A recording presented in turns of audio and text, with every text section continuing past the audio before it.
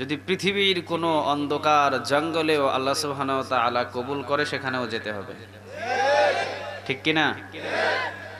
কারণ একটা জিনিস আমাদেরকে বুঝতে হবে, আল্লাহ যা দায়িত্ব দিয়েছে এই দায়িত্ব পালন করতে হলে যদি বুকের তাজা রক্ত ঢালতে হয় ঢালতে রাজি, কিন্তু দায়িত্বকে ছাড়তে রাজি নয়। পরিস্থিতি এখন দেখেন না আপনারা, রাত 1টার সময় অমুক মাসের অমুক তারিখে ঝুলিয়ে দেওয়া হবে, হাতে চলে এসেছে। পড়ার পরেও নিজের দড়ি নিজের গলায় বেঁধে, নিজের পোশাক নিজে পরে, নিজের তাওবা নিজের নামাজ শেষ করে একাই সিঁড়ি দিয়ে উঠে গলায় পরে এরপরে কালেমা পড়ে বিদায় নিয়েছে। এরপরেও জালিমের কাছে মাথা নত করে না। চিল্লা বলো ঠিক কিনা? এইটাই হলো কোরআন। এইটা কি কোরআন? কারণ কোরআনে বলেছে খবরদার মাথা নত হবে এক রবের সামনে, কোনো বাতিলের সামনে নয়। আপনারা কি বাতিলের সামনে মাথা নত করবেন? পিছনের ভাইয়েরা আওয়াজ দেন, আপনারা কি করবেন? আমরা কেউ বাতিলের কাছে মাথা নত করতে চাই না, ঠিক কি না? মাথা নত করতে চাই এক রবের কাছে। কার কাছে? আল্লাহর কাছে। আসলে পৃথিবীর ভিতরে যত মধু আছে সমস্ত মধুর অংশ হলো কোরআন থেকে, ঠিক কি না? আমরা তো এই কোরআনের মধুটাকে চিপে চিপে বাহির করতে পারি না, এটা আমাদের কাছে হয়তো বেশি নাই, কিন্তু বাংলাদেশের ভিতরে কোরআন থেকে চিপে চিপে মধু বাহির করেছিলেন ডক্টর মিজানুর রহমান আজহারী। এই কোরআন থেকে চিপে চিপে আরো মধু বাহির করেছিলেন, একদম খাঁটি মধু, তিনিই হলেন আল্লামা সাঈদী। এইগুলা হলো মধু বাহির করা মানুষ। কিন্তু আমরা তো এত মধু দিতে পারবো না। তে কারো কাছে যদি মধু নাও যায় চলে যাবেন? সবাই তো কয় না চলে যাবেন না। আমাদের কাছে এখন শপথের সময় এসেছে। চেয়ারম্যান সাহেব যখন ভোটে জিতে যায় তখন তাকে একটা শপথ গ্রহণ করার জন্য একটা দিন নির্ধারিত করা হয় না? সেখানে ভালো ভালো কিছু মানুষ এসে হাজির হওয়ার পরে বলে, বাবা তোমার উপরে এই দায়িত্বটা দেওয়া হলো, তুমি ভালোভাবে একদম নির্ভেজালে চুরি চামারি সব বন্ধ করে মানুষের যা হক তোমার হাতে দেওয়া হবে সবগুলা মানুষের ধরে দাঁড়ে দাঁড়ে দাঁড়ে গিয়ে বন্টন করে দিবা। এইরকম কিছু বলা হয় না? ঠিক এ পর্যন্ত যা মাহফিল শুনেছেন, যত মাহফিল শুনেছেন, যত জায়গায় গিয়েছেন আলহামদুলিল্লাহ, তবে এখন মুসলমানদের যা পরিস্থিতি, প্রত্যেকটা মাহফিল থেকে শপথ নিতে হবে জীবন দিব আমার রাসূলকে নিয়ে কেউ কথা বলতে পারবে না। রাজি আছেন সবাই? এই শপথ নেওয়ার সময় এখন এসেছে আমাদের কাছে। আর পিছনে হাঁটার কোনো সুযোগ নাই, নরম হয়ে থাকার কোনো সুযোগ নাই। দুইজন সাহাবী বিশ্বনবীর সবচাইতে প্রিয়, জোরে বলেন কয়জন? যেটা প্রত্যেক জুমায় দেখবেন যে ইমাম সাহেব বিশ্বনবীর পরেই তাদের কথা তুলে ধরেন। আরহামু উম্মতি বি উম্মতি আবু বকর। আরেকজন আছে ওয়াশিদ্দাহুম ফি আমরিল্লাহি উমর। বিশ্বনবী বললেন আমার দুইজন সাহাবী সবচেয়ে প্রিয়, একটা হলেন আবু বকর, আরেকজনকে আবু বকর হলো নরম মানের সাহাবী। সুবহানাল্লাহ বলবেন না? বিশ্বনবী বলেন আমার নরম মানের সাহাবী হলেন আবু বকর। তবে যদিও আবু বকর নরম মানের সাহাবী, আরেকজন আমার সাহাবী আছে তার নাম হলো ওমর, যে কথায় কথায় তরবারি হাতে নেয়। কখনো ওমর যে রাস্তা দিয়ে চলে 40 দিন পর্যন্ত শয়তান ভয়ে রাস্তা দিয়ে যায় না। গরম কম না বেশি? সবাই তো কয় না, কম না বেশি? বিশ্বনবী বললেন আমার একজন সাহাবী আবু বকর নরম, আরেকজন সাহাবী ওমর, তিনি হলেন গরম। নরম আর গরমের সমন্বয়ে ইসলামের পতাকা পতপত করে উড়বে। এখন বলেন সবাই কি শুধু নরম থাকবেন? সবাই নরম থাকা যাবে? আবু বকরের মতো ব্যবহার এতদিন পর্যন্ত আমরা নরম ভাবে দেখিয়ে এসেছি, ঠিক কিনা? কিন্তু এখন আবু বকরের মতো নরম ব্যবহার দেখাতে দেখাতে যখন আমাদের হৃদয়ের স্পন্দন, যাকে জীবনের চাইতে বেশি ভালোবাসি, মদিনায় যিনি শায়িত হয়ে আছেন, তার বিপক্ষে কোনো কথা বললে আবু বকরের মতো এখন আর নরম নয়, আবু বকরের মতো থেকে ওমরের মতো হাতে তরবারি ধরতে পৃথিবীর কোনো মুসলমান দেরি করবে না। এটা বুঝতে হবে। শুধুমাত্র ফ্রান্সের ভিতরে ব্যঙ্গচিত্র করার কারণে তারা বুঝতে পারছে যে বিশ্বের ভিতরে বিশ্বনবীর ভালোবাসার উম্মতগুলো কিরকম আছে, ঠিক কিনা? আল্লাহু আকবার। কি মহামানব তিনি, যাকে আমরা দেখি নাই, কোনোদিন দেখি নাই, কোনোদিন তার সামনে শুনে আমরা বয়ানও তার চেহারা দেখে শুনি নাই। শুধু কোরআন আর হাদিস থেকে তার বয়ান শুনতে শুনতে এমন ভালোবাসা বেসে ফেলেছি, জীবন দিতে রাজি, কিন্তু তার বিপক্ষে কোনো একটা ছোট্ট কথাও শুনতে রাজি না।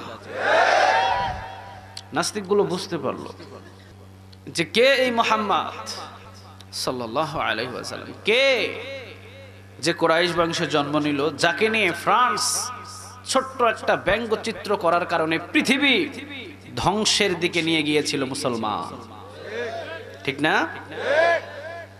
মুসলমানের শপথ হয়েছিল এই রকম, পৃথিবীর ভিতরে সব কান্ট্রিগুলো থাকবে, সব দেশগুলো থাকবে, কিন্তু আমার বিশ্ব নবীজিকে নিয়ে যে জানোয়ারগুলো কথা বলবে পৃথিবীর ভিতরে তাদের কোনো মানচিত্র থাকবে না।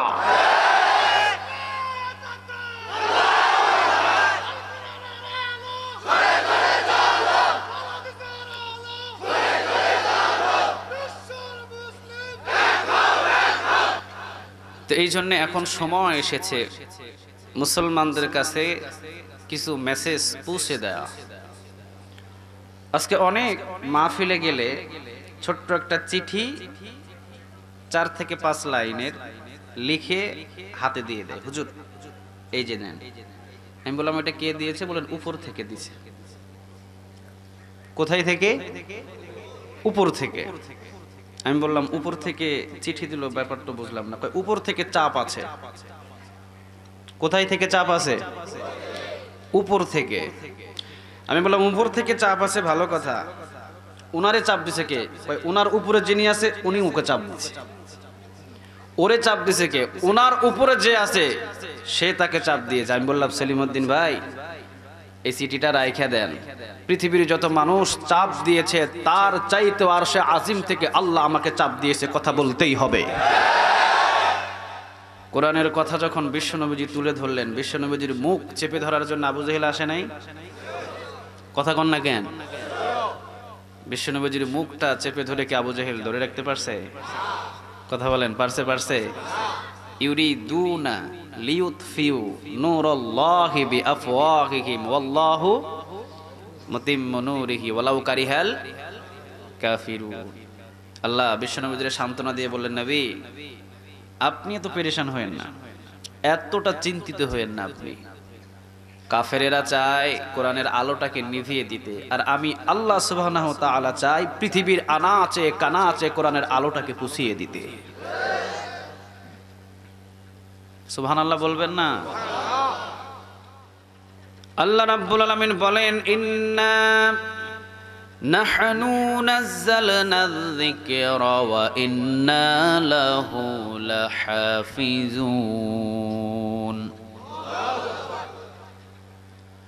আল্লাহ রাব্বুল আলামিন বলেন, ও নবী কোরআনটা আমি আপনার উপরে নাজিল করে আপনাকে আমি বিপদের ভিতরে ঠেলে দিই নাই। আপনি একটা জিনিস সব সময় কানে রাখবেন, পৃথিবীর যদিও কেউ আপনার সঙ্গী না হয়, একজন আপনার সাথে 24 ঘন্টা সঙ্গী হয়ে থাকবে, তিনি কে? সাহস পাই গেছে না? সুবহানাল্লাহ বলবেন না?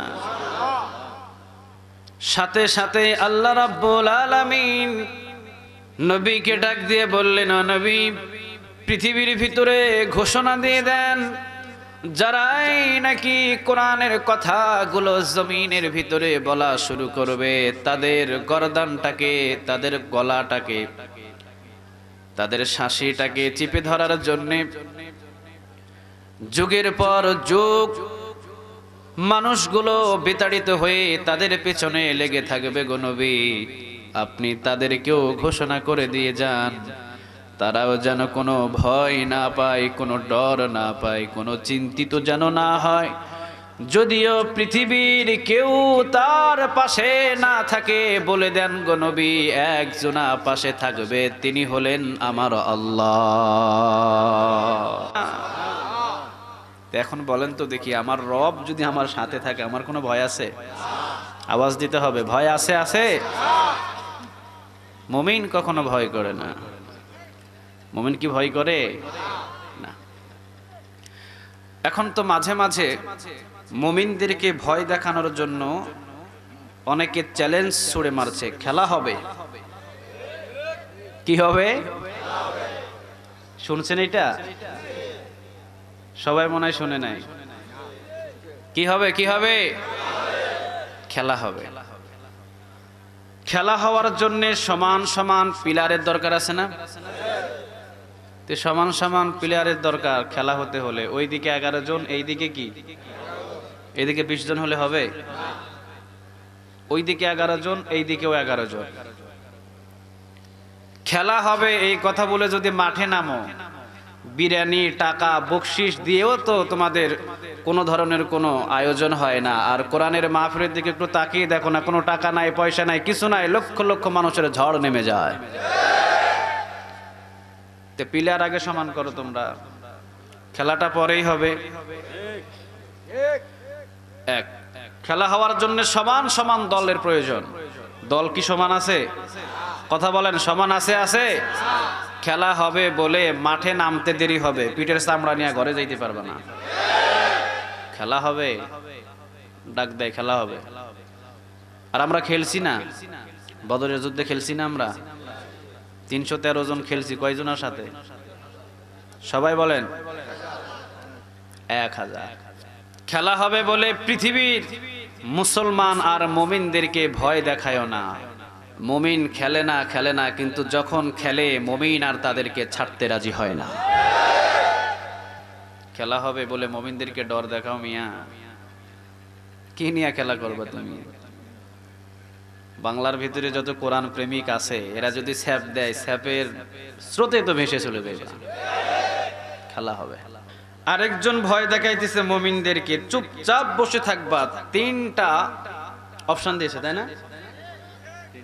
আপনাদের পাশেই তো মানে কুষ্টিয়া, বহু দূরে। 3টা অপশন দিয়েছে, চুপচাপ বসে থাকবা, শুধু দেখে যাইবা, কথা বলবে, হাত ভেঙে দিবে। বাবা আমি তোমার শ্রদ্ধা করি, সম্মান করি, তুমি একজন এসপি, তুমি একজন বড় একটা ক্ষমতাশীল, কিন্তু আমি তোমার কাছে প্রশ্ন করতে চাই যে বাংলার মুসলমান আর বাংলাদেশের জনগণ যারা আছে এরা কি ভাড়াটিয়া? সবাই বলেন তো দেখি, এরা কি ভাড়াটিয়া? এরা তো ভাড়াটিয়া না। এদের জন্ম এখানে, এদের বাবার কবর এখানে, এদের দাদার কবর এখানে, এদের 14 গোষ্ঠীর কবর এখানে, নাকি মিথ্যা? একটা মানুষের হাত তুমি ভেঙে দিবা, ওই মানুষটা চুপচাপ বসে থাকবে, এটা কি হয়? কথা বলেন, এটা কি হয়? হয়। এত বড় বড় কথা বলে জমিনে তো টিকে থাকা যাবে না। আবু জেহেল তো বড় হুমকি দিছে, টিকে থাকতে পারছে? আবু লাহাব তো বড় বড় হুমকি দিছে, টিকে থাকতে পারছে? আবু লাহাব, উতবা, সাইবা, মুগিরা, মুহাম্মদকে ধর, মেরে ফেলবো, শেষ করে দিব, এই করব, সেই করব। 1 সপ্তাহ পরে দেখে আবু জেহেলই নাই, আবু লাহাব নাই, উতবা নাই, মুগিরা নাই, কেউ নাই। শেষ পর্যন্ত আবু সুফিয়ান চালাক মানুষ, কালেমা পড়ে মুসলমান হয়ে গেছে। আজকে বাংলার মুমিনদেরকে ভয় দেখো না, হাত ভেঙে দিব, পাকিস্তানে পাঠায়া দিব, অমুক করব, তেমুক করব, কেউ কিছুদিন দেরি নাই। অল্প কিছু দিনের ভিতরে আল্লাহর কসম করে বলি, সারা বিশ্বের মুসলমান যেভাবে একত্রিত হয়েছে, কালেমার পতাকা উঠতে দেরি হবে না। এত ভয় দেখানোর দরকার আছে? কথা বলেন, দরকার আছে? আছে। এত ভয় দেখাও, বরং একটা জিনিস বুঝে থাকা দরকার। জিনিসটা হলো তোমার শরীরের ভিতরে যে পোশাক, এই পোশাকটাও 18 কোটি মানুষের রক্তের টাকা। ওইটার ভিতরে একটা রিকশা চালকেরও টাকা আছে। তোমাকে আমাদের প্রধানমন্ত্রী রেখেছে জনগণের ভিতরে নিরাপত্তা দেওয়ার জন্য, মারামারি হানাহানি বন্ধ করার জন্য, কোনো আলেম ওলামাদের হাত ভাঙার জন্য কথা বলতে বলে নাই। মনে রাখবা, আলেম ওলামা পাগড়ি বাথা মাথায় বাঁধে, কিন্তু ভুলেও যদি এই পাগড়ি মাজায় বাঁধে, ইন্দ্রের গর্ত খুঁজে পাবি না। তো এই জন্যে মুমিনরা কখনো ভয় পায় না। মুমিনরা কি ভয় পায়? কথা বলেন, পায়? কারণ মুমিনদের সাথে একজন আছেন, তিনি কে? আল্লাহ বলেই দিলেন যে আপনাকে কোরআন নাজিল করে আপনার উপরে আমি পৃথিবীতে একা একা ছেড়ে দিই নাই। নবী আপনি বলে দেন, ইন্না নাহনু নাযালনা যিকরা ওয়া ইন্না লাহু লাহাফিজুন। ও নবী,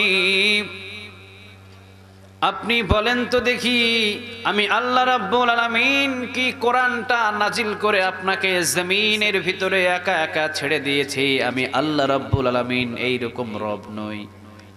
আমি আল্লাহ আগেরটাও জানি, আমি আল্লাহ পরেরটাও জানি। সুবহানাল্লাহ বলবেন না? আমার রব কি শুধু আজকেরটা জানে, কালকেরটা জানে না? কালকেরটা জানে, পরশুটা জানে না। 2020 সালের নিয়ম কানুন জানে, 2021 সালে কি হবে ওইটা বুঝি আমার রব জানে না? আল্লাহ রাব্বুল আলামিন বললেন, ও নবী, ইন্না নাহনু নাযালনা যিকরা ওয়া ইন্না লাহু লাহাফিজুন। ও নবী আপনি শুনেন, আমি আল্লাহ রাব্বুল আলামিন আপনার উপরে কোরআনটাকে নাজিল করে দেওয়ার পর যখন জমিনের ভিতরে ছেড়ে দিয়েছি, আমি আল্লাহ রাব্বুল আলামিন পরের খবরটাও জানি।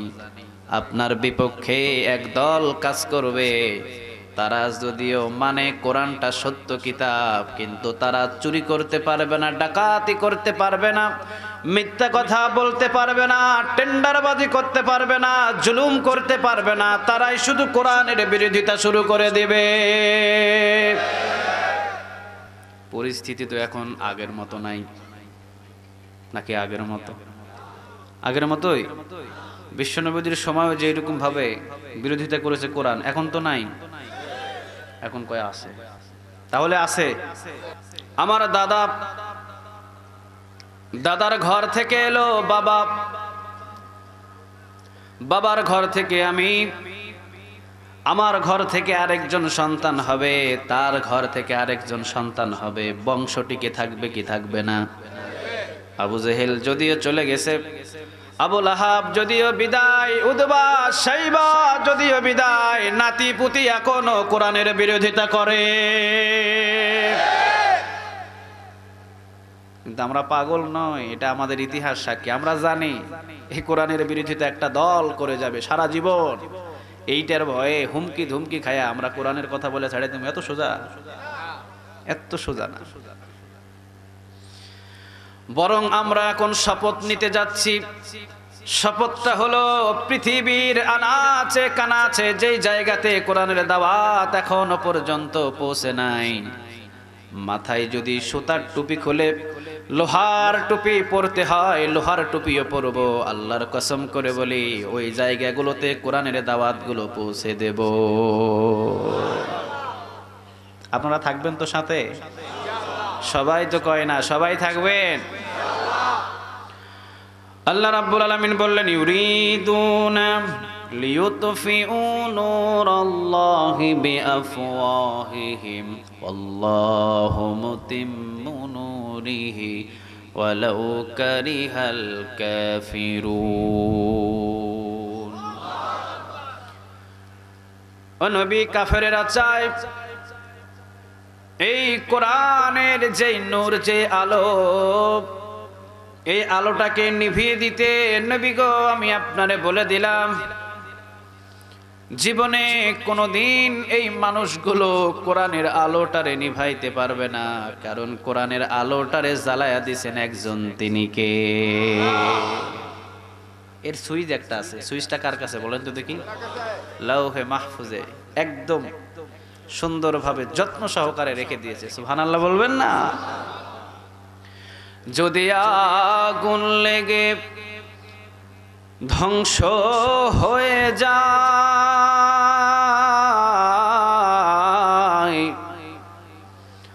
ধ্বংস হয়ে যায়,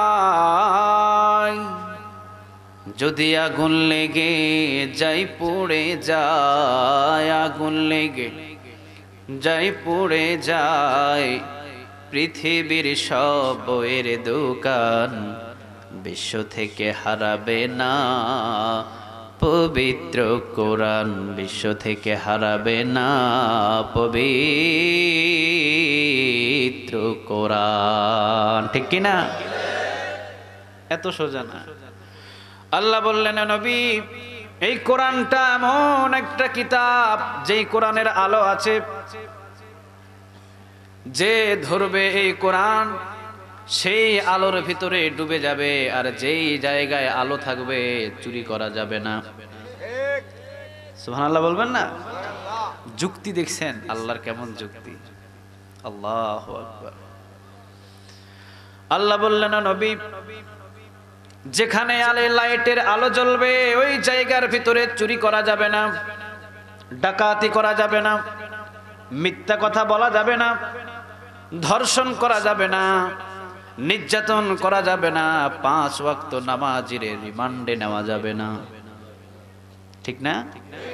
5 ওয়াক্ত নামাজি ছেলেদেরকে রাতের বেলা ধরে রাতে রাতে রিমান্ডে গিয়ে মারপিট করা যাবে না। আলোর ভিতরে কি সব কাজ করা যায়? অন্যায় কাজগুলোকে আলোর ভিতরে করা যায়। আর নামাজ আলোর ভিতরে পড়া যায় না? রোজা আলোর ভিতরে পড়া যায় না? সবগুলো আলোর ভিতরে ভালো কাজ করা যায়, আর সব খারাপ কাজ অন্ধকারের ভিতরে। আল্লাহ বললেন, ও নবী কোরআনের আলোটাকে নিভিয়ে দেওয়ার জন্যই যারা কাজ করবে আপনি বুঝে নিবেন তারা চুরি করার দায়িত্বে আছে। ঠিক কিনা? ও নবী আপনি দেখবেন কোরআনের আলোটাকে নিভিয়ে দেওয়ার জন্য যেই গ্রুপ কাজ করবে তারা টেন্ডারবাজির ভিতরে লিপ্ত আছে, তারা রাস্তার ভিতরে রডের বদলে বাঁশ দেওয়ার সুযোগে আছে। বুঝে থাকলে বলেন, আলোর ভিতরে চুরি করা যায় না, ডাকাতি করা যায় না, মিথ্যা কথা বলা যায় না, আর অন্ধকারের ভিতরে সব কাজগুলো করা যায়। আল্লাহ রাব্বুল আলামিন বলেন, গো নবী কোরআন যার সাথে থাকবে, যার হৃদয়ের ভিতরে কোরআন থাকবে, জীবন দেবে, জীবনে কোনোদিন চুরি করবে না। কারণ এইটা তো আলো, ঠিক না? কারণ সে জানবে আমি যদি চুরি করি আমার দেখবে একজন, তিনি কে? আলো আছে না? আলো আলো। সুবহানাল্লাহ বলবেন না? এই জন্য আল্লাহ বললেন, গো নবী কোরআনের আলোটাকে নিভিয়ে দেওয়ার জন্য একটা গ্রুপ কাজ করবে, কিন্তু কোরআনের আলোটাকে যদি নিভিয়ে দেয় সব আলো তো নিভে যাবে। জান গো নবী এই জন্য কোরআন হেফাজতের দায়িত্ব আমি আপনারে দিনাই, কোরআন হেফাজতের দায়িত্ব আমি আল্লাহ নিজেই নিয়ে নিলাম। তারা চায় কোরআনের আলোটাকে বন্ধ করে দিতে, আর আমি আল্লাহ রাব্বুল আলামিন চাই কোরআনের আলোটাকে দিন দিন ছড়িয়ে দিতে। সুবহানাল্লাহ বাড়িতে গিয়ে বললেন, ও নবী আপনি দুনিয়া থেকে বিদায় হয়ে যাবেন, এই কোরআনের আলো আবু বকরের মাধ্যমে ছড়াবে। সুবহানাল্লাহ বলবেন না? ও নবী আবু বকর বিদায় হয়ে যাবে, ওমরের মাধ্যমে কোরআনের আলোটা ছড়িয়ে পড়বে। ওমর দুনিয়া থেকে বিদায় হয়ে যাবে, উসমানের মাধ্যমে কোরআনের আলোটা ছড়িয়ে পড়বে। উসমানও বিদায় হয়ে যাবে, আলীর মাধ্যমে কোরআনের আলোটা ছড়িয়ে পড়বে। ও নবী যুগে যুগে যত মুমিন আর যত মুসলমান আসবে সবার মাধ্যমে কোরআনের আলোটাকে আমি আল্লাহ ছড়িয়ে দেব। তারা চাইবে কোরআনের আলোটাকে বন্ধ করে দিতে কিন্তু কোনোদিন পারবে না গো নবী। এক সাইদিরে যদিও ধরে, লক্ষ সাইদি আমি আল্লাহ ঘরে ঘরে জন্ম দিয়ে কোরআনের আলোটাকে ছড়িয়ে দেব। সুবহানাল্লাহ বলবেন না? মনে করছে মনে হয় এক মাহফিলের সিংহ পুরুষটারে যদি বন্দী করে রিমান্ডে নিয়ে ভয় ভীতি দেখিয়ে চার দেয়ালের ভিতরে বন্দী করে মনে হয় কোরআনের আলোটারে বন্ধ করে দিতে পারবো। নবী আপনি এত সহজ মনে করিয়েন না এই আলো।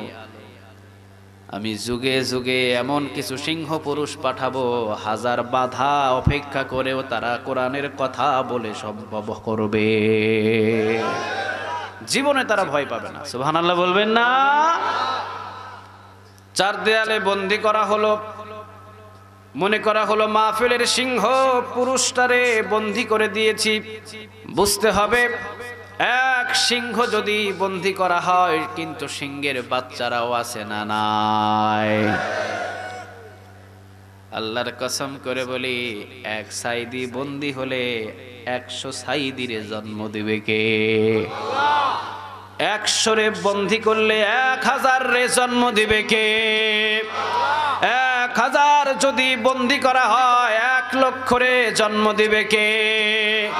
আল্লাহর কসম করে বলি, 1 লক্ষ যদি বন্দী করা হয়, লক্ষ কোটি জন্ম দিয়ে কালেমার পতাকা পথ পথ করে আল্লাহ উড়িয়ে ছাড়বে। এটাতে কোনো ভুল আছে? সবাই তো কয় না, ভুল আছে? আছে। এই আয়াতের ব্যাখ্যাগুলো ঠিক এইরকম।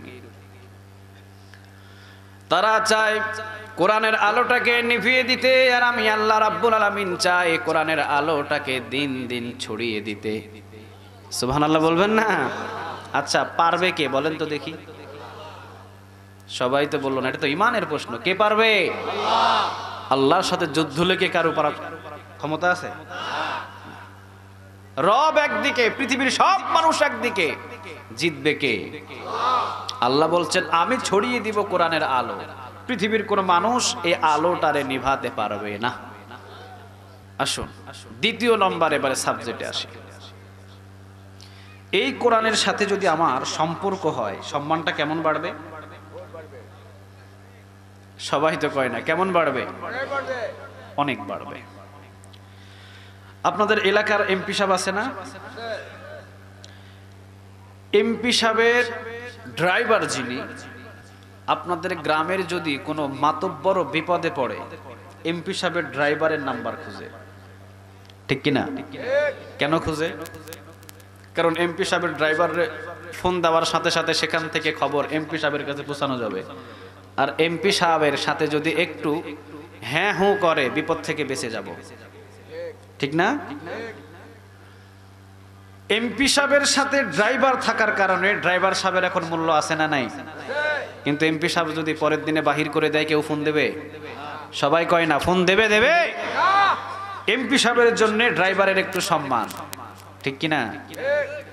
আর এমপি সাহেবের গাড়ির ড্রাইভার না হলে সম্মান পাওয়া যাবে না, পাওয়া যাবে না। ঠিক কোরআনটা এমন একটা কিতাব, এই কিতাবের সাথে যদি আমাদের সম্পর্ক হয়, সম্মানটা বাড়বে না কমবে?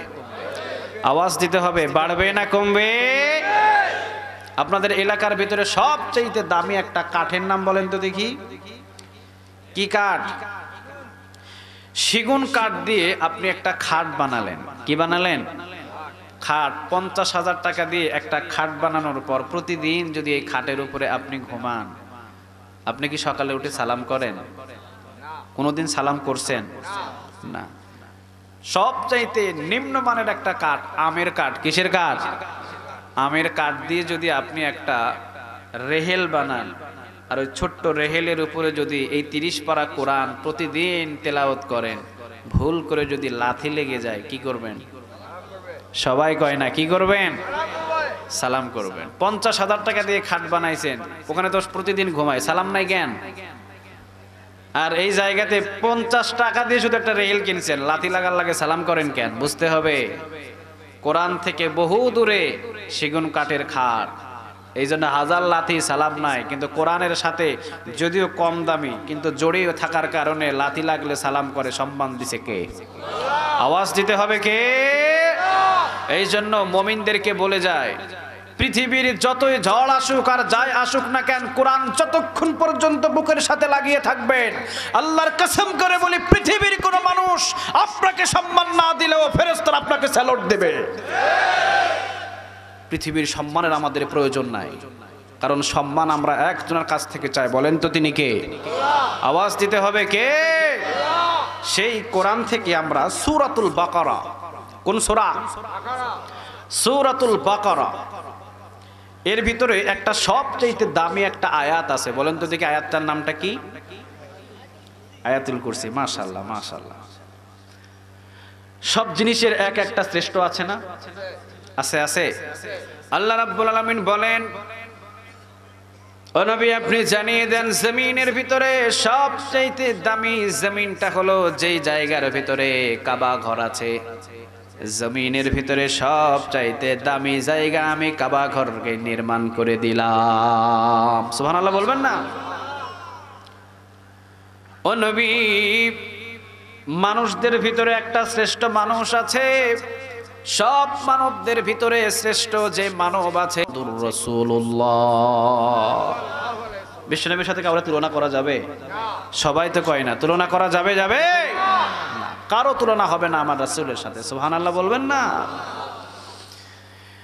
এরপরে বললেন আল্লাহ রাব্বুল আলামিন পৃথিবীর ভিতরে ৬৬৬৬টা আয়াত আমি আল্লাহ রাব্বুল আলামিন কোরআনের ভিতরে জান আপনাকে গিফট হিসাবে দান করলাম। তবে জানেন গো নবী, ৬৬৬৬টা আয়াতের ভিতরে সবচাইতে সূরাতুল বাকারার ২৫৫ নম্বর আয়াত আমি আল্লাহ রাব্বুল আলামিন এই আয়াতটাকে সব আয়াতের চাইতে শ্রেষ্ঠ বানিয়ে দিলাম।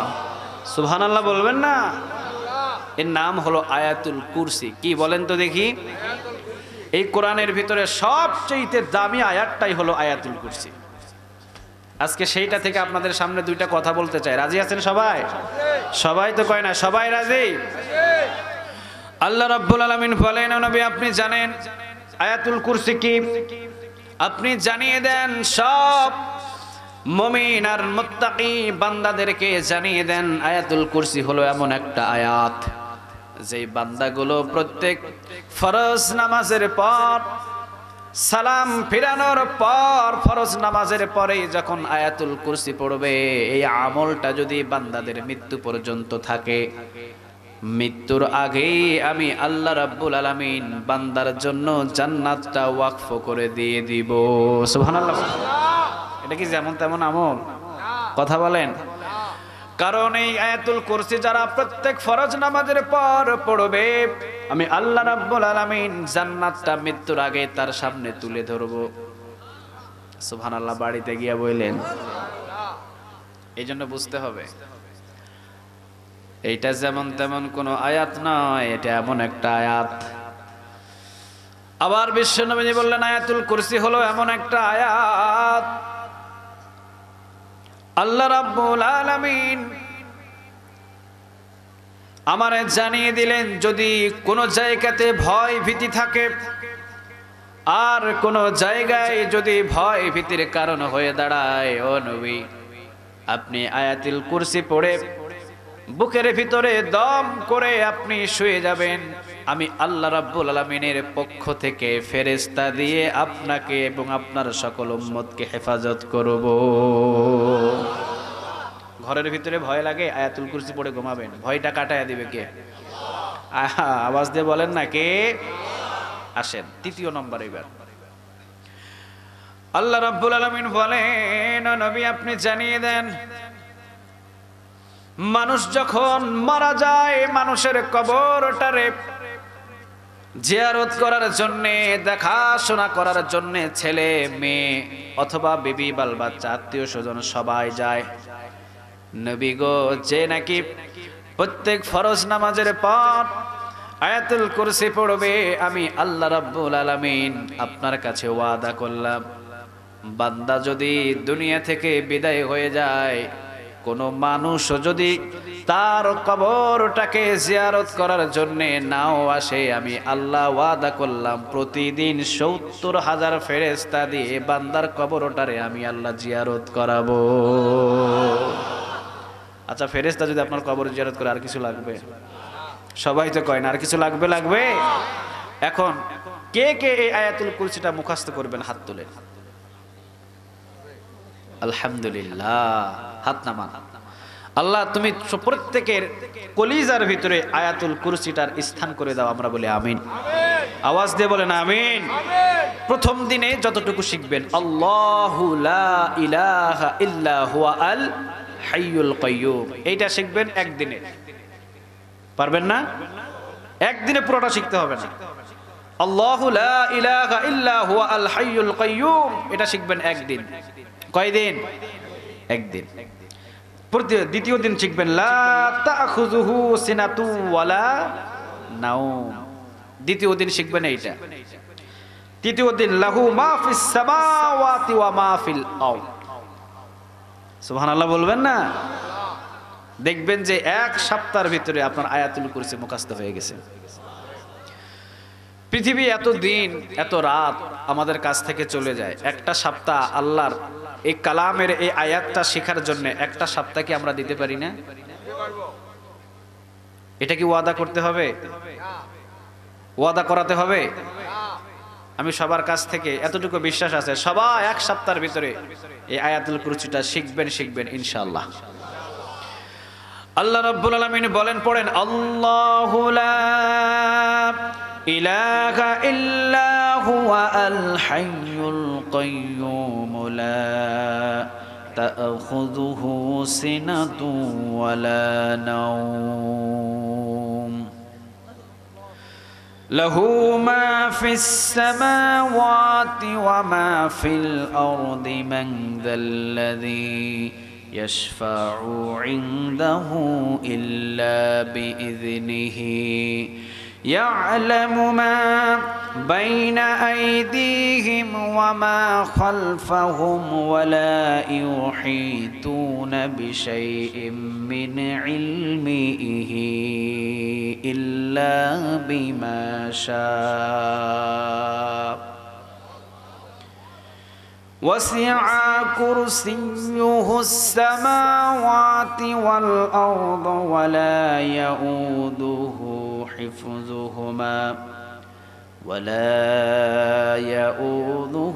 حفظهما وهو العلي العظيم। আলহামদুলিল্লাহ বলেন। আয়াতুল কুরসির ভিতরে পৃথিবীর কারো কথা নয়, কথা আছে কার? এই জন্য এটারে শ্রেষ্ঠ করে দিয়েছেন কে? একটু আওয়াজ দিয়ে বলেন তো কে? আল্লাহ বলেন, আল্লাহু লা ইলাহা ইল্লা হুয়া আল হাইয়ুল কাইয়্যুম। আল্লাহ রাব্বুল আলামিন বলেন, বান্দারে আমি হলাম এমন রব, আমি আল্লাহ রাব্বুল আলামিন এমন আল্লাহ যে আমি রব ছাড়া দ্বিতীয় কোনো ইলাহা নাই। আল্লাহু লা ইলাহা ইল্লা হুয়া আল হাইয়ুল কাইয়্যুম, আমি আল্লাহ রাব্বুল আলামিন এমন রব, আমি হাইয়ুল, আমি কাইয়্যুম। আমার জীবনে মৃত্যু নাই। সুবহানাল্লাহ বলবেন না? আল্লাহ কি মারা যাবে? সবাই বলেন না। কিছু কাফের এসে বিশ্বনবীকে প্রশ্ন করলেন, আচ্ছা বলেন তো দেখি আপনার রবের ছেলে মেয়ে কয়জন? নাউজুবিল্লাহ বলবেন না? ছেলে মেয়ে কয়জন? আত্মীয় স্বজন আসেনি? মা বাবা নাম কি? কোথায় থেকে জন্ম হয়েছে আপনার রবের? বিশ্বনবী চুপ হয়ে বসে আছেন। আল্লাহ রাব্বুল আলামিন বলেন, গো নবী আপনি চুপ হয়ে থাকবেন কেন? তাদের উত্তরে আপনি বলে দেন, কুল হুয়াল্লাহু আহাদ আল্লাহুস সামাদ লাম ইয়ালিদ ওয়া লাম ইউলাদ ওয়া লাম ইয়াকুল লাহু কুফুয়ান আহাদ। ও নবী আপনি বলেন, কুল হুয়াল্লাহু আহাদ, আপনি বলে দেন রব একজন, আল্লাহ একজন, দ্বিতীয় কোনো রব নয়। আল্লাহুস সামাদ, তিনি অমুখাপেক্ষী, তিনি কারো মুখাপেক্ষী নয়। লাম ইয়ালিদ, তিনি কাউকে জন্ম দেননি, ওয়ালাম ইউলাদ, তাকেও কেউ জন্ম দেয়নি, ওয়ালাম ইয়াকুল লাহু কুফুয়ান আহাদ, বরং পৃথিবীর ভিতরে তার সমতুল্য আর কেউ নাই। সুবহানাল্লাহ বলবেন না? আমাদের রব আমাদের কাছে কত আপন, এটা কি আপনি জানেন? কেউ জানে না। আপনি নিজেকে নিজে যতটা ভালোবাসেন এর চাইতেও বেশি আপনার রব আপনাকে ভালোবাসে। আপনি কয়দিন গুনাহ করছেন, কত হাজার গুনাহ করেছেন আপনি, আমার রব তিনি বলছেন হাজার গুনাহ থাকবে তোর, আমার কাছে মাফ চাইতে দেরি, মাফ করতে দেরি করব না। এর চাইতে আপন কেউ আছে বলেন? শয়তান আল্লাহ রাব্বুল আলামিনকে বললেন, আল্লাহ জাহান্নামটারে বড় করেন, আমি সব আপনার বান্দাদেরকে ধোঁকা দিয়ে দিয়ে সবাইরে জাহান্নামে পাঠাবো। আল্লাহ রাব্বুল আলামিন বলেন, যা, আমি আল্লাহ রাব্বুল আলামিন ওয়াদা করলাম আমার বান্দা মৃত্যুর গড়গড়ানি আসার পূর্বে যদি আমার কাছে তওবা করে আমি আল্লাহ তাকে মাফ করে দেব। আচ্ছা, আপনারা উঠাউঠি করতেছেন কেন বলেন তো দেখি? ঠান্ডা কি বেশি? ঠান্ডা বেশি? ছেড়ে দেব? হ্যাঁ, তাফসীর এমন একটা জিনিস, তাফসীরের ভিতরে শুরু থেকে যদি না শোনেন রসও পাবেন না, মধুও পাবেন না। তাফসীরের শুরু থেকে শুনতে হবে, তাহলে মধুও পাবেন, রসও পাবেন, নেকিও পাবেন, ঈমানটাও বাড়বে। বাড়তে বাড়তে এমন পর্যায়ে ঈমান বেড়ে যাবে, বাতিলের কাছে মাথা নত করা ঈমান আল্লাহ আপনাকে গিফট দিবে না, বরং বাতিল থাকবে একদিকে, আপনি থাকবেন আরেক দিকে, মাথা নত হবে তো রবের সামনে, চিল্লা বলেন ঠিক কিনা? তো এই ঈমান আমরা সবাই চাই না? সবাই তো কয় না। তাহলে উঠাউঠি করেন কেন আপনারা বলেন? জরুরত থাকলে সেরে আবার চলে আসে। কারণ কোরআনের ময়দানে বসলে 500 কবুল হওয়া নফল নামাজের নেক আল্লাহ দান করে। এটা কি যেমন তেমন কথা? আল্লাহর ভান্ডারে কি কম আছে? আল্লাহ আমাদেরকে বেশি ভালোবাসে না? কেমনে বাসে দেখেন, আল্লাহ বলেন আমার বান্দা যদি একটা গুনাহ করে একটা লিখবি। কয়টা? আল্লাহ রাব্বুল আলামিন বলেন আমার বান্দা যদি একটা গুনাহ করে একটা লিখবি, আর যদি আমার বান্দা একটা নেক কাজ করে, যা আমি আল্লাহ রাব্বুল আলামিন তো বান্দারে বেশি ভালোবাসি, একটা নেকির বদলে আমার বান্দারে 10টা নেক দান করে দিবি। আজকে সেই রবের কোরআন থেকে কথা হবে, আপনারা মাশাআল্লাহ ঘাটটারে পিছনে কইরা সোজা ঘরের দিকে চলে যাইতেছেন। আচ্ছা, এই মাহফিলটা কি প্রতিদিন হবে? বছরে কয়বার হবে? একবার। বছরে কয়বার? একবারই হবে, বেশি হবে না। তো কাজেই এই কোরআনের মাহফিল বারবার হবে না, বছরে হবে একবার, ঠিক কি না? তো এই জন্যে একটা রাত কি আল্লাহর জন্য ওয়াকফ করে দেয়া যায় না? আজকের সারা রাত আল্লাহকে ওয়াকফ করে দিলাম। সবাই বলেন আমিন। সবাই বলেন আওয়াজ দিয়ে আমিন। আল্লাহ রাব্বুল আলামিন বলেন আল্লাহু লা ইলাহা ইল্লা হুয়া আল হাইয়ুল কাইয়্যুম। আল্লাহ হচ্ছেন তিনি যিনি ছাড়া কোনো ইলাহা নাই, কোনো উপাস্য নাই, কোনো মাবুদ নাই। তিনি হলেন হাইয়ুন, তিনি কাইয়্যুম, তিনি জীবনে কোনোদিন মরবেন না, তিনি এখনো আছেন, ভবিষ্যতেও থাকবেন। আবার আমরা সবাই চলে যাব, কিন্তু রবকে কেউ দুনিয়া থেকে শেষ করতে পারবে না। সুবহানাল্লাহ বলবেন না? সবার ক্ষমতা একদিন কমে যায়, আল্লাহর ক্ষমতা কি কমে? সবাই তো কয় না কমে কমে। বুদ্ধি থাকলে বলেন আল্লাহ ক্ষমতা পাওয়ার জন্য ডোনাল্ড ট্রাম্পের মতো ভোট করতে হয়? আল্লাহর ক্ষমতার ডেট আছে আর 11 মাস, 11 বছর, 50 বছর, 100 বছর। আল্লাহর ক্ষমতা কমেও না বাড়েও না, তিনি যেমন আছেন তেমনই থাকবেন, ঠিক কিনা? আল্লাহ বলেন বান্দা আমি হলাম এমন রব, আমি হলাম এমন আল্লাহ, পৃথিবীর ভিতরে যা কিছু করবি কোনোদিন আমার চোখে তোরা ফাঁকি দিতে পারবি না। ছোট্ট একটা নেক করলেও আমি আল্লাহ সেটাকেও হাজির করে দেব। সুবহানাল্লাহ বলবেন না? আমার চোখের আড়ালে অন্ধকারে কি হয় আমি কি দেখি? কিন্তু দেখেন কে? আওয়াজ দিয়ে বলেন তো কে? আল্লাহ বলেন আমি এমন রব, সুবহানাল্লাহ বলবেন না? কয়টা গুনাহ করেছেন আপনি? কয় হাজার গুনাহ আপনার আছে? যতই গুনাহ আপনার থাকুক না কেন, এই গুনাহ নিয়ে যদি আল্লাহর দরবারে দুই হাত তোলেন, হাত তুলতে দেরি হবে, মাফ করতে দেরি করবে না কে? মুসা আলাইহিস সালামের জামানায় মুসা আলাইহিস সালাম আল্লাহর কাছে দুই হাত তুলে দোয়া করেন, আল্লাহ আমার উম্মতগুলো অনেক কষ্ট করে, দীর্ঘদিন পর্যন্ত বৃষ্টি নাই, পানি নাই, কিছু নাই, আপনি কি পানি দিবেন না? আল্লাহ বলে অবশ্যই পানি দিব, যাও সব উম্মতদেরকে নিয়ে ময়দানে চলে যাও। সবাইরে নিয়ে ময়দানে আপনাদের মতো এসে দুই হাত তুলে দোয়া করছে। আল্লাহ রাব্বুল আলামিন বলে, পয়গম্বর পানি এখনই দিতাম, কিন্তু আমি আল্লাহ রাব্বুল আলামিন পানি এখন দিতে রাজি না, এখন দিব না পানি, পানি হবে একটু পরে।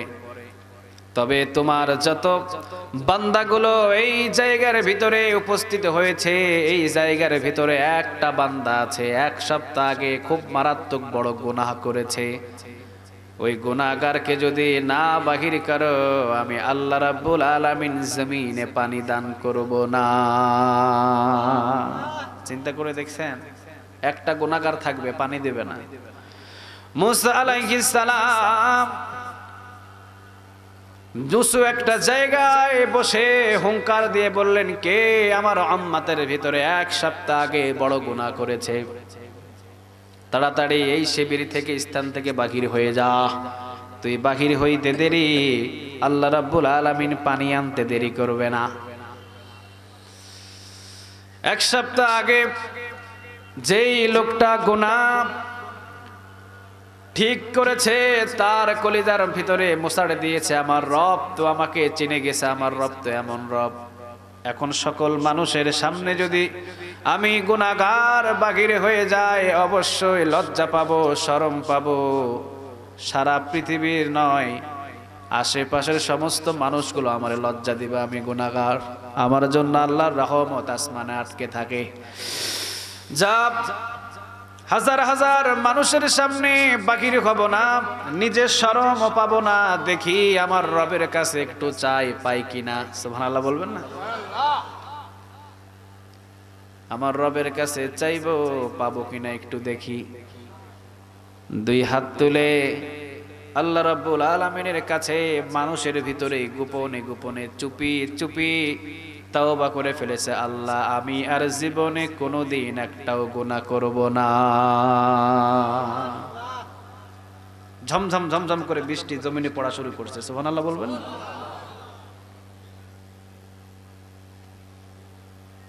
বাকি কথাটা বলতেছি একটু পরে। তবে মাঝখান থেকে আমি আপনাদের কাছ থেকে এই মাহফিলের পক্ষ থেকে কিছু কালেকশনের জন্য 2টা মিনিট চাই নিলাম। কালেকশনটা কিভাবে করলে ভালো হয়? আমি তো কালেকশনের নিয়মটা জানি না। রুমাল ধরবে? চতুর্দিক থেকে রুমাল দিয়ে দিবেন না? আচ্ছা আচ্ছা, বসেন। মা বাবা সবার জন্য 100 টাকা, 500 টাকা, 200 টাকা, 10 টাকা, 20 টাকা। আপনারা চান না এই কোরআনের মাহফিলে যে হাজার হাজার টাকা খরচ হয়েছে, আমার 10 টাকা থাকুক? চান না এটা? সবাই যেন শরীক হন এই মাহফিলের ভিতরে। রুমাল ধরবে যে যেভাবে পারেন, 100 টাকা, 500 টাকা, 200 টাকা মুট করে ছেড়ে দেন ওই রুমালের ভিতরে। 2 মিনিট একটু জিকির করেন, লা ইলাহা লা ইলাহা লা ইলাহা লা ইলাহা। 2 মিনিট, 2 মিনিট উঠেন কেন আপনারা? কালেকশন দিলে মাহফিলটা ভেঙে যায়, এইটাই হলো প্রবলেম। এটা ওই যে বিশেষ মেহমান থাকে না, ওরে দিয়ে শেষ করতে হয়। প্রধান বক্তার সময় কালেকশন দিলে তো মানুষ ভেঙে যাবে। আপনারা বসেন, বাকি আলোচনা শুনে যাবেন। 2 মিনিট চাইছি আমি। কয় মিনিট? কোরআনের জন্য ধৈর্য ধরে 2 মিনিট বসা যায় না? সবাই কয় না বসা যায় না? যায় না? একটু বসেন। লা ইলাহা লা ইলাহা ইল্লাল্লাহ লা ইলাহা লা ইলাহা ইল্লাল্লাহ লা ইলাহা আল্লাহ নামের জিকির করবে যারা আল্লাহর প্রিয় বান্দা তারা আল্লাহর প্রিয় বান্দা যারা জান্নাতে প্রবেশ করবে তারা জোরে লা ইলাহা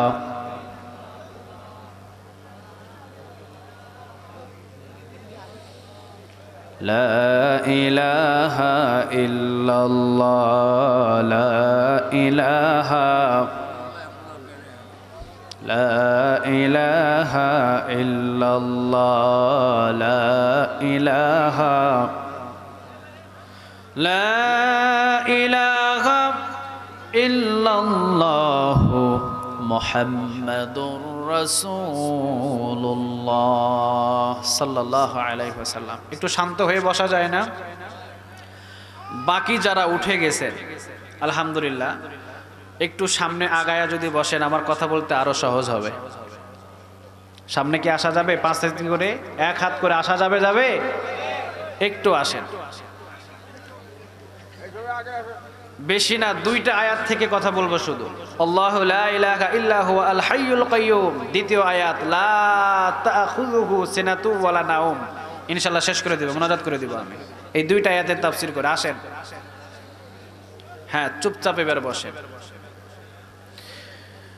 মুসা আলাইহিস সালাম আল্লাহ রাব্বুল আলামিনের কাছে 2 হাত তুলে ধরে বললেন, আল্লাহ আপনি নিজেই তো বললেন এই হাজার হাজার মানুষের সামনে যেই গুনাহগার আছে ওই গুনাহগারকে না বাহির করা পর্যন্ত আপনি আসমান থেকে পানি জমিনে দিবেন না। আপনি নিজেই বইলা এখন নিজে পানি দিতেছেন, ব্যাপারটা কি? আমারে মাঝখান দিয়ে অপমান করলেন কেন? আল্লাহ রাব্বুল আলামিন বলেন, পয়গম্বর বুঝবা না, তুমি যখন সকল মানুষের সামনে কথাটুকু তুলে ধরেছিলে 1 সপ্তাহ আগে যে গুনাহগার আছে এই গুনাহগার যদি এই জায়গা থেকে বাহির না হয়ে যায় আল্লাহ রাব্বুল আলামিন বৃষ্টি দেবে না, বাহির হয়ে যা। তুমি ধমক দেওয়ার সাথে সাথে তার কলিজার ভিতরে মোসাড় দিছে। সুবহানাল্লাহ বলবেন না? কলিজার ভিতরে মোসাড়, কলিজার ভিতরে মোচাড় দিয়ে আমার বান্দা শরমে লজ্জায় আর না দাঁড়িয়ে গোপনে নিজ বনে আস্তে আস্তে আমার কাছে হাত তুলে তওবা করে ফেলেছে, আল্লাহ জীবনে কোনোদিন আর গুনাহ করব না। মুসারে আমি আল্লাহ রাব্বুল আলামিনের কাছে তওবা করতে দেরি হয়েছে, আমি বান্দার গুনাহটারে মাফ করতে দেরি করি না। সুবহানাল্লাহ বাড়িতে গিয়ে বললেন। আর যখন সব মানুষের ভিতরে একজন গুনাহগার আর একজন গুনাহগার যখন তওবা করে ভালো হয়ে গেছে আর তো কোনো দুঃখ নাই, এখন আমি আল্লাহ রাব্বুল আলামিন খুশি হয়ে সাথে সাথে আসমান থেকে ঝমঝম করে বৃষ্টি দান করে দিয়েছি। এজন্য বুঝতে হবে কয়টা গুনাহ করছেন আপনি। আপনার গুনাহ করতে করতে গুনার সীমানা আছে। আল্লাহ বলছেন আমার দয়া মায়ার কোনো সীমানা নাই। হাজার গুনাহ করবি, গুনাহ করার পর যখন আমার কাছে 2 হাত তুলে তওবা করবি, আল্লাহ মাফ করে দাও, আল্লাহ বলেন তোর মাফ চাইতে দেরি, আমি আল্লাহ মাফ করতে দেরি করি না। আমাদের ভিতরে গুনাহগার আছে না? কথা বলেন, আছে? আছে। আজকে আমরা এই গুনাহটা মাফ চাইবো আল্লাহর কাছে। সবাই চাইবেন? সবাই আমার সাথে বলেন, আল্লাহ আমাদের জীবনের যত গুনাহ আছে আজ থেকে তওবা করলাম, জীবনে কোনো দিন আর গুনাহ করব না।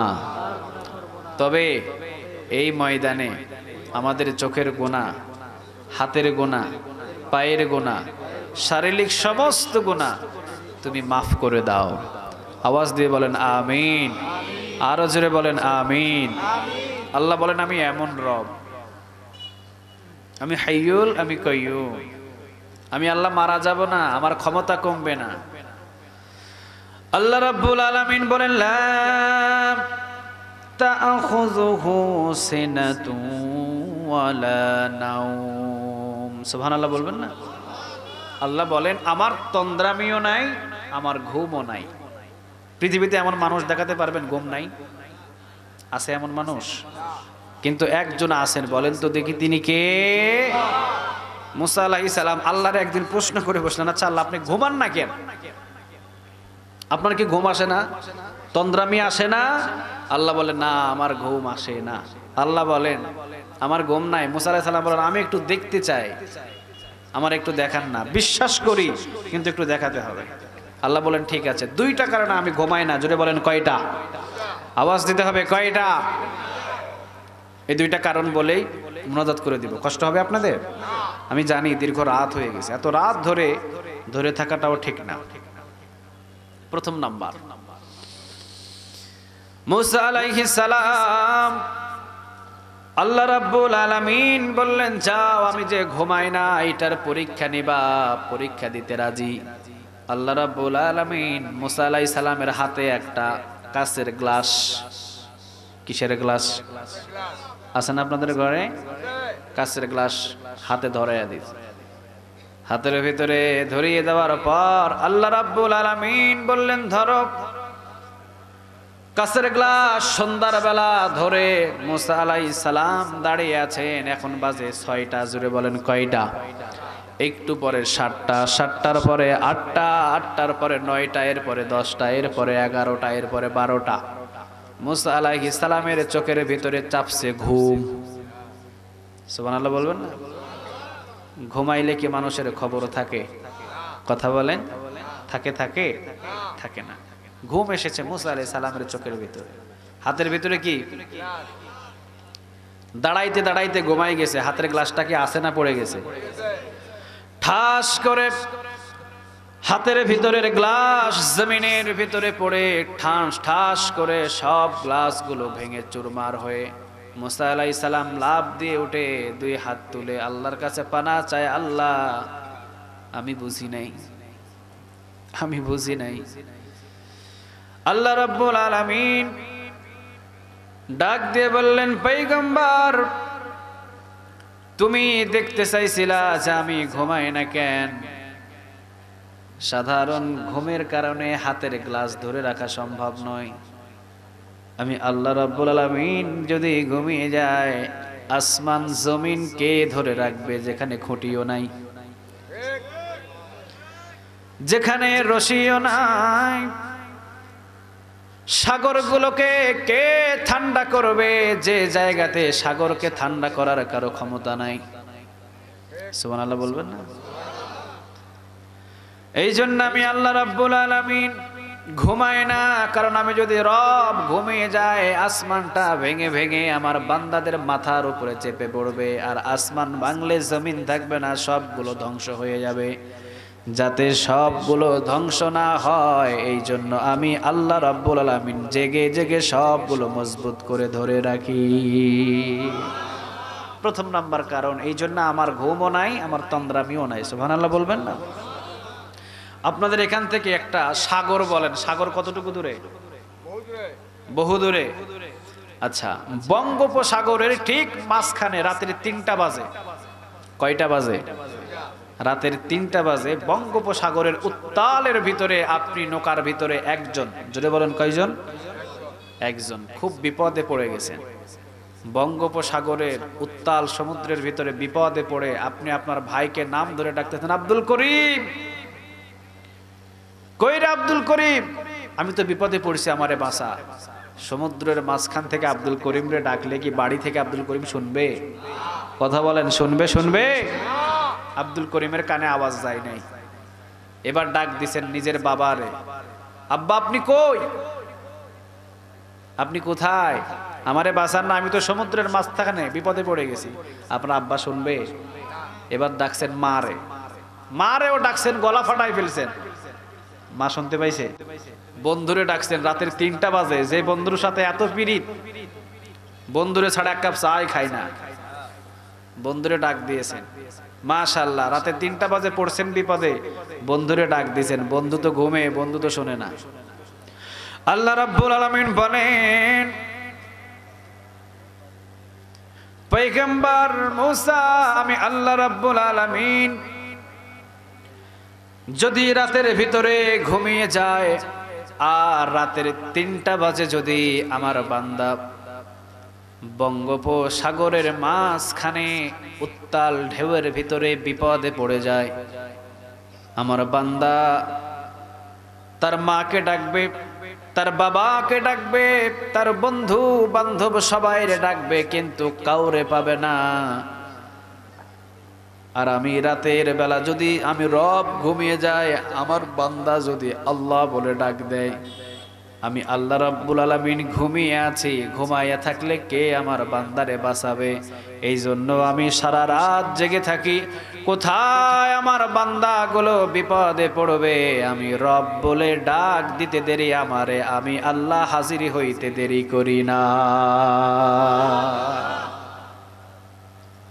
লা তাখুযুহু সিনাতু ওয়ালা নাওম, আল্লাহ বলেন এই জন্য আমি ঘুমাইও না, আমি তন্দ্রামিও করি না। সুবহানাল্লাহ বলবেন না? যাক, আর বেশি সময় আপনাদেরকে কষ্ট দিতে চাই না। রাত 12টার পরে আলোচনা করা এটাও শোভা পায় না, কারণ এক আমলের পরে আরেকটা আমল আছে, তো আছে না? ফজর নামাজ। কোন নামাজ? ফজরের নামাজ গুরুত্বপূর্ণ একটা নামাজ। বিশ্বনবীজি বললেন যে ফজরের নামাজ জামাতে পড়বে, সারা দিন নামাজ পড়ার নেক আল্লাহ তাকে দান করবে। তাও কোথায় পড়ছেন? মসজিদে। আপনি মসজিদে জামাতের সাথে যদি ফজর নামাজ পড়ে আসতে পারেন, সারা দিন মসজিদে নামাজ পড়ার নেক আল্লাহ আপনাকে লিখতে থাকবে। এশার নামাজ আবার যদি জামাতে পড়েন, সারা রাত নামাজ পড়ার নেক আল্লাহ আপনাকে দান করবে। গুরুত্বপূর্ণ একটা নামাজ আছে আমাদের, ফজরের নামাজ। এই জন্যে আমার মা বোনেরা আছেন, আপনারা আছেন, দীর্ঘ সময় বসে আছেন, আমার আসতে একটু দেরি হয়ে গেছে, দীর্ঘ পথ, আর রাস্তাটাও ঠিক ভালো না। একবার আপনাদের রাস্তাটা তো ভালো না তেমন, এতটুকু আসতে আমার লাগছে 45 মিনিট। আমি যদি 10টায় উঠতাম, 2 ঘন্টা 12টা পর্যন্ত আলহামদুলিল্লাহ কথা বলতাম, তারপরেও 1 ঘন্টার বেশি হয়ে গেছে, প্রায় 1.5 ঘন্টার কাছাকাছি। 2টা আয়াতের তাফসীর করলাম। আমাদের রব ছাড়া আমাদের পৃথিবীতে কেউ নাই। সব আছে দুনিয়াতে, মৃত্যুর পরে আছে? সবাই একটু বুদ্ধি করে বলেন তো, আছে? আছে নাই। ছেলে কবর পর্যন্ত, মেয়ে কবর পর্যন্ত, বিবি কবর পর্যন্ত, বন্ধু বান্ধব আত্মীয় স্বজন নেতা নেত্রী সব কবর পর্যন্ত। আর আমার আল্লাহ বলে আমি হলাম কবরের পরের জীবনের শুরুতে। সুবহানাল্লাহ বলতে পারলেন না? দুনিয়াতে যদিও আছে এরা কবর পর্যন্ত, কবরের পর আর নাই, কিন্তু কবরের পরে আল্লাহ বলছেন আমি সেখান থেকে শুরু। সুবহানাল্লাহ বলবেন না? আর 2 নম্বর আয়াতের কথা বললাম, আল্লাহর দয়া মায়া আল্লাহরে ঘুমাইতে দেয় না। রাতের 3টা বাজে বিপদে পড়ছেন, আল্লাহ বলে ডাক দিতে দেরি, আল্লাহ আপনারে উদ্ধার করতে দেরি করবে না। আল্লাহ আমাদেরকে উদ্ধার করছে না? যদি একটা এক্সাম্পল দেওয়া হয়, এক্সাম্পল দিলে অবশ্যই বুঝতে পারবেন। আমরা যখন মায়ের গর্ভ থেকে হয়েছিলাম, তখন আমার মা আর আমাকে কি খাটের উপরে শোয়াইছে নাকি ফ্লোরের ভিতরে রাখছিল? ফ্লোরে। কোথায়? ফ্লোরের ভিতরে। জানেন, ফ্লোরের ভিতরে রাখার পর রাতের 2টা বাজে 1টা বাজে, আমি আর আমার মা ঘুমে, দাদি ঘুমে, দাদা ঘুমে, চাচা ঘুমে, চাচি ঘুমে, নানি নানা সবাই ঘুমে। যে মহিলাটা বাচ্চা ধরেছে সে ঘুমে নেই? কয় না। যে মহিলাটা বাচ্চা ধরেছে মহিলাটা ঘুমায় নাই? সেও তো ঘুমে। রাতের 12টা 1টা বাজে সবাই ঘুমে। বলেন, আমরা যখন ঘুমিয়েছিলাম আমাদের পেশাবের ছিদ্র খোলা ছিল না? পায়খানার ছিদ্র খোলা ছিল না? নাকের ছিদ্র, কানের ছিদ্র, সব ছিদ্রগুলো আমাদের খোলা। চতুর্দিকে ফ্লোরের ভিতরে মশা, মাছি, পিঁপড়া। একটা পিঁপড়া যদি ভুল করে পেশাবের ছিদ্র দিয়ে ঢুকতো, বাঁচানো যাইতো? কানের ছিদ্র দিয়ে ঢুকতো, বাঁচানো যাইতো? আল্লাহ রাব্বুল আলামিন বলেন, বান্দা রাতের 12টা বাজে 1টা বাজে তোকে আমি আল্লাহ রাব্বুল আলামিন দুনিয়ার ভিতরে জন্ম দিয়ে মাসুম বাচ্চা আমি আল্লাহ তোরে ছেড়ে দিই নাই। পাশে মা ঘুমিয়ে আছে, জেগে নাই, দাদা ঘুমিয়ে, দাদি ঘুমিয়ে, বাবা ঘুমিয়ে। যেই মহিলা তোকে দুনিয়াতে আসার পর কোলে নিয়েছিল ওই মহিলাটাও ঘুমে। বান্দারে পেশাবের ছিদ্র, পায়খানার ছিদ্র, সব ছিদ্রগুলো খোলা, সমস্ত ছিদ্র খোলা। ফ্লোরের ভিতরে তুই আর তোর মা ঘুমিয়ে আসিস। যদি একটা পিঁপড়া তোর পেশাবের ছিদ্র দিয়ে ঢুকে যায়, তোর মা দেখবে না, বাঁচাইতেও পারবে না। এই জন্য আমি আল্লাহ রাব্বুল আলামিন সারা রাত জেগে জেগে আমি আল্লাহ নিজেই তোকে পাহারা দিয়েছি। তে আল্লাহ যদি জন্মের পরে পাহারা দেয়, এখন বাঁচাইতে পারে না? কথা বলেন, এখন পারে? পারে। কিন্তু মনে করি এখন তো শরীরে শক্তি আছে, সব কিছু আমার আর আমার, ঠিক কিনা? আহা, ছোট থাকলে কি ছিলা ওইটা একটু চিন্তা করো। যাই কিছু করো, কিন্তু আমার রবের বিপক্ষে কোনো কথা বললো না, কারণ সব সহ্য করবে আমার রব। রবের বিপক্ষে চলে গেলে আমার আল্লাহর সহ্য করে না। চিল্লা বলো ঠিক কিনা? আল্লাহ তুমি কবুল আর মঞ্জুর করো, এই মাহফিলটারে কবুল আর মঞ্জুর করো। যত মা বোনেরা এবং যারা এসেছেন প্রত্যেককে আল্লাহ তুমি জীবনের গুনাহ মাফ করে দিয়ে মুমিন আর মুত্তাকি করে এই জমিন থেকে তুমি বাড়িতে নিয়ে যাও। আল্লাহুম্মা আমিন। ربنا ظلمنا أنفسنا وإن لم تغفر لنا وترحمنا لنكونن من الخاسرين رب ارحمهما كما ربياني صغيرا رب ارحمهما كما ربياني صغيرا ربنا لا تزغ قلوبنا بعد إذ هديتنا وهب لنا من لدنك رحمة إنك أنت الوهاب গুনার বোঝা মাথায় নিয়ে আল্লাহ তোমার দরবারে ভিক্ষুকের মতন, কাঙ্গানির মতন দুই হাত তুলে ধরেছি। হাতগুলোরে তুমি কবুল আর মঞ্জুর করে নাও। রব্বি করিম ইয়া আল্লাহ, আমাদের জীবনে অনেক গুনাহ, গুনাহগুলো তুমি যদি মাফ না করো, কারো দরবারে গিয়ে মাফ চাইব গো আল্লাহ। দয়ার মায়া করে বান্দা হিসাবে কবুল করে নিয়া আল্লাহ পিছনের গুনাহগুলোরে মাফ করে দাও। এই মাহফিলটারে তুমি কবুল আর মঞ্জুর করে নাও ইয়া আল্লাহ। কত গুনাহগার এসেছেন এই মাহফিল থেকে, কথা আলোচনা শুনে এরপরে বাড়ির দিকে ফিরে যাবে, তবে অনেক গুনাহ নিয়ে এই মাহফিলের ময়দানে এসেছে। আল্লাহ গো, সমস্ত গুনাহ ময়দানে মাফ করে আল্লাহ তুমি খালি করে তাকে বাড়িতে পৌঁছায়া দাও। হায় আল্লাহ, যত যুবক আর যারাই মাহফিলের আয়োজন করলেন প্রত্যেককে তুমি কবুল আর মঞ্জুর করে নাও। আল্লাহ, এই সমাজের যত যুবক আছে প্রত্যেককে খালিদ বিন ওয়ালিদের মতো কবুল করে নাও। হযরত হানজালা রাদিয়াল্লাহু তাআলা আনহুর মতো সম্মানী বানায় দাও। রব্বে করিম, যা কোরআনের কথা হয়েছে সব কথাগুলো কবুল আর মঞ্জুর করে নাও। প্রত্যেককে আমল করার জন্য তুমি কবুল করো না আল্লাহ। চেয়ারম্যান সাহেব আমার পাশে বসে আছেন, তিনার বিবি সহধর্মিনী অসুস্থ, তাকে তুমি সুস্থতা দান করে দাও। তিনি যেইভাবে কথাগুলো বললেন আল্লাহ গো, কোরআনের মহব্বতে মেহেরবানি করে এই মহব্বত আল্লাহ বাংলার প্রত্যেক আল্লাহ দায়িত্বশীলদের কলিজায় দান করে দাও। রব্বে করিম, হায় আল্লাহ, তিনি যেই দায়িত্বগুলো পালন করেছেন হায়াতটারে বৃদ্ধি করে দিয়ে আল্লাহ তুমি তাকে এই দায়িত্ব নির্মাণ করে দিও। আল্লাহ, যারা দুই হাত তুলে বসে আছে কোরআনের মাহফিলে, মা বোনেরাও দুই হাত তুলে বসে আছে, কিন্তু আমরা যখন দুই হাত তুলে তোমার দরবারে বসি, বেশি বেশি অন্তরে দুইটা মানুষের কথা আমাদের মনে পড়ে যায়। এক হলো মা,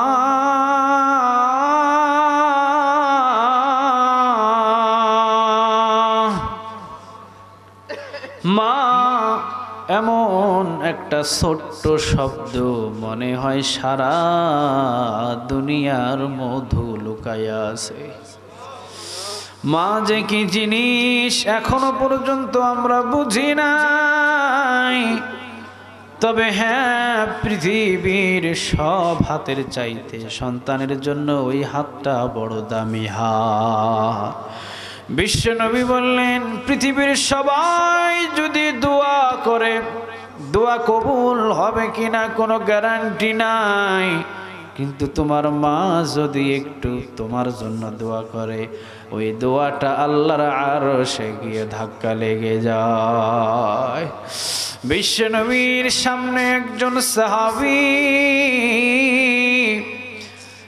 বিশ্বনবীর দরবারে এসে বসে বললেন, ইয়া রাসূলুল্লাহ সাল্লাল্লাহু আলাইহি ওয়াসাল্লাম, ও নবী, আমি আমার মাকে আমার কাঁধের উপরে করে নিয়ে সব হজের কাজগুলো করিয়েছি। আপনি বলেন গো নবী, আমার মায়ের ঋণ শোধ হয়েছে কিনা? বিশ্বনবীজি বললেন, রে সাহাবী, তোমার মায়ের ঋণ তুমি শোধ করতে চাও?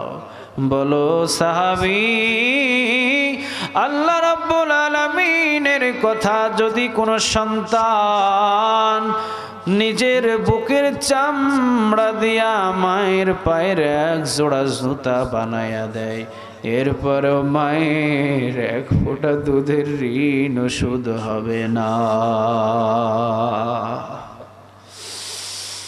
পৃথিবীর সবাই ভালোবাসে, কিন্তু মায়ের ভালোবাসা একটু আলাদা। দরজায় বারবার ডাকার পরেও দরজা খুলে না, কিন্তু মা যখন জীবিত ছিল দরজায় এসে বারবার খুলে দেখে গেছে দরজায় আমার খোকা আসছে কিনা।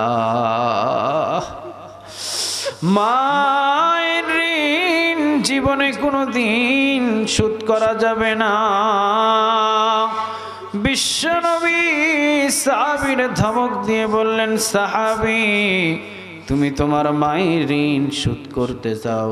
শোনো সাহাবী, একটি কথা, তোমার মা যেদিন তোমারে দুনিয়াতে ডেলিভারি করেছিল, সেই দিন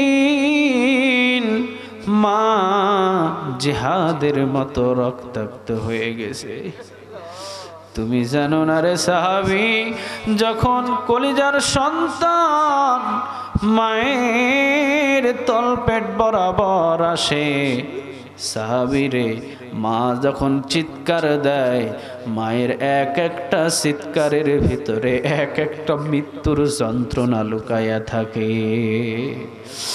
পৃথিবীর ভিতরে মেডিকেল সায়েন্স বলছেন, শরীরের ভিতরে এক জায়গায় যদি 3টা হাড় ভেঙে যায়, ওই মানুষের হিতাহিত কোনো জ্ঞান আর থাকবে না। কিন্তু মেডিকেল সায়েন্স বলছেন, মা শরীরের 20টা হাড় ভেঙে যাওয়ার যন্ত্রণা সন্তানকে জন্ম দেওয়ার সময় সহ্য করে যায়। পৃথিবীর ভিতরে কেউ কোনোদিন কারো জন্য এক ফোঁটা রক্ত দিতে রাজি হয় না, তবে দিলে 1 লিটার, 2 লিটার, 3 লিটার দেয়। এরপরে আর কারো জন্য রক্ত দেওয়া সম্ভব নয়। কিন্তু পৃথিবীর একজন আছে জনম দুঃখিনী মা, একটা সন্তানকে জন্ম দিতে গিয়া 10 লিটারেরও বেশি রক্ত খরচ করে যায়। আল্লাহ রাব্বুল আলামিন বলেন, এত কষ্টের পরেও যখন ওই সন্তানটা আমি তার মায়ের কোলের সামনে যখন আমি আল্লাহ দিয়ে দিই, মার জ্ঞান ফিরে আসার পর বলে, আমার কি হয়েছে, আমার কোলে দে। আল্লাহ রাব্বুল আলামিন আরশে আজিম থেকে বলে যখন আমি তার কোলে সন্তানটারে উঠাইয়া দিই, আমি আল্লাহ বলি দেখ কি হয়েছে। মা সন্তানের মাথায় আর মুখে দুইটা চুমা দেয়। আল্লাহ বলে এমন দরদি মায়ের পেটে ধরা কষ্ট আর ডেলিভারির সব কষ্ট মার মন থেকে একা একাই মুছে যায়। এত দয়ার মায়ার ভালোবাসা পৃথিবীর কোনো জায়গায় পাওয়া যাবে না। মার বাবা যাদের দুনিয়া থেকে চলে গেছেন, আল্লাহ কবরগুলো জান্নাতের বাগান বানায়া দাও। আর যাদের আছেন হায়াতে জিন্দেগি তুমি বাড়ায়া দাও। খাস করে আমার মার আমার বাবার উপরে তুমি রহমত নাজিল করো। আমার দাদা আমার নানা দুনিয়া থেকে চলে গেছেন, কবরগুলো জান্নাতের বাগান বানায়া দাও। রব্বে কারীম যত জনের আত্মীয় স্বজন বিদায় হয়ে চলে গেছেন, কবরগুলো জান্নাতের বাগান বানায়া দাও। এই কোরআনের মাহফিল কিয়ামত পর্যন্ত জারি রাখিও। যারা কোরআনের মাহফিল নিয়ে আঞ্জাম দিলেন আল্লাহ, কিয়ামতের দিন তারা সহ আর যারা এসেছেন তারা সহ সবার জন্য এই মাহফিলটাকে নাজাতের ওসিলা বানায়া দিও। রব্বে কারীম যেই দিন আমরা বিদায় হয়ে যাব, কালিমার পতাকাটা জমিনের ভিতরে উড়াতে পারি এইটা দেখাইয়া আমাদের মৃত্যুটা দিয়া দিও আল্লাহ। আয় আল্লাহ, তাফসীর জগতের সম্রাট, তার জবান থেকে যেন আবার তাফসীর শুনতে পারি, তুমি কবুল আর মঞ্জুর করে নিও। রব্বে কারীম মাজলুমের দোয়া তো তুমি ভালোই পছন্দ করো আল্লাহ, আর কষ্ট দিও না। তোমার গোলাম রে এবার জমিনের ভিতরে কোরআনের খাদেম হিসাবে কবুল করে না। জানি বিশ্বের ভিতরে প্রায় সব মুমিন মুত্তাকি তার জবানের ওই মধুর কণ্ঠে কোরআন তেলাওয়াত শোনার জন্য অপেক্ষা করে বসে আছে। আল্লাহ তুমি তারে আবার কোরআনের ময়দানের জন্য কবুল আর মঞ্জুর করে নিও। হায় আল্লাহ, আমরা যারা দুনিয়া থেকে বিদায় হয়ে যাব, হায় আল্লাহ যেদিন মৌত আসবে তাহাজ্জুদ নামাজের বিছানায় অথবা যুদ্ধের ময়দানে শহীদ হিসাবে কবুল করে নিয়া জবান দিয়ে তুমি কালেমাটা জারি করে দিও, লা ইলাহা ইল্লাল্লাহু মুহাম্মাদুর